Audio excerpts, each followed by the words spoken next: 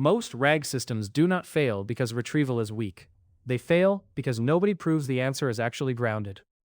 Exactly. Grounding is not about whether the answer sounds right. It is about whether each important claim is supported by the provided evidence and stays within it. So this is not a vibes test, it is a proof test. Yes, a grounding test should prove three things. The answer uses the supplied context. It does not invent unsupported facts, and it does not ignore contradictory evidence. That sounds obvious until a polished answer ships to production and quietly makes things up. Who loses when you skip this? Anyone whose system makes decisions from retrieved documents. Support bots, internal search, policy assistance, legal summaries. If the answer outruns the evidence, users trust a claim your system never earned. Give me a concrete case. Say a benefits assistant answers, parental leave is 16 weeks for all employees. But the retrieved handbook says 12-week standard, 16 only for employees in 2 countries. Fluent answer, failed grounding. So, what do you need to test this properly? Just a question and some chunks? You need a test item with at least 4 parts: the user question, the exact retrieved context shown to the model, a reference expectation about what claims are supportable, and the evidence spans that justify those claims. Not the ideal corpus. The actual retrieved context at inference time. Right.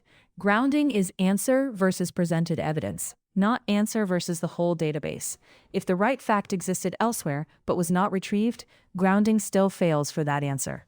That creates a power shift. Now retrieval and generation can no longer hide behind each other. Exactly. A good test isolates blame.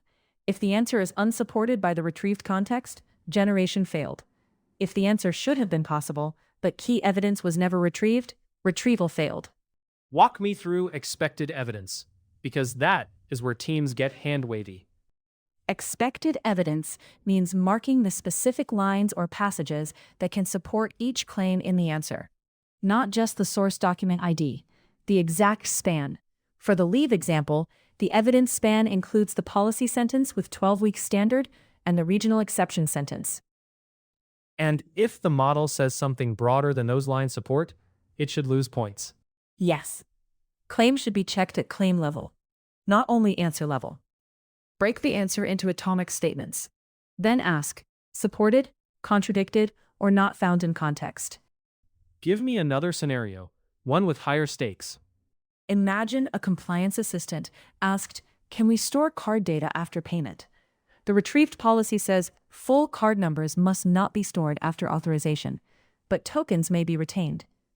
If the answer says, yes, payment details can be stored for audits, that is a dangerous fail. It compresses 2 distinct rules into one unsafe claim. Now scoring. If you just eyeball it, teams will pass their own system. Use a simple rubric. First, coverage. What fraction of required claims are present? Second, support. What fraction of answer claims are backed by evidence spans? Third, contradiction. Did any claim conflict with the context? Contradiction should be heavy penalties. Heavy, as in automatic failure?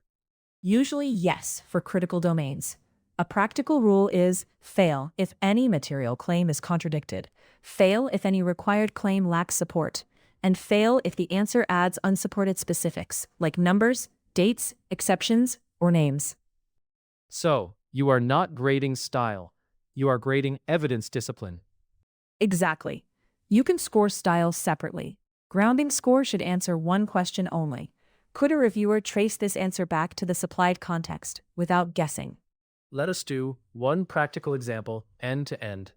Question: what is the refund window for annual plans? Retrieved context says, annual plans are refundable within 14 days of first purchase. Renewals are not refundable. Monthly plans are refundable within 7 days. Expected answer must include 14 days for first purchase and the non-refundable renewal exception. Evidence spans are those exact 2 sentences. Then, the model answers, annual plans have a 30-day refund policy, including renewals. Smooth sentence, total disaster. Right. Score it 0 on support for the 30-day claim. Mark renewal treatment as contradicted, and fail the item immediately. On the other hand, If the model says, annual plans are refundable within 14 days of the first purchase, but renewals are not refundable, that passes cleanly, because every claim maps to evidence. And once you test this way, arguments get sharper. You stop debating whether the model felt useful and start asking whether it earned every sentence. That is the shift. Grounding tests turn RAG from plausible narration into accountable answers.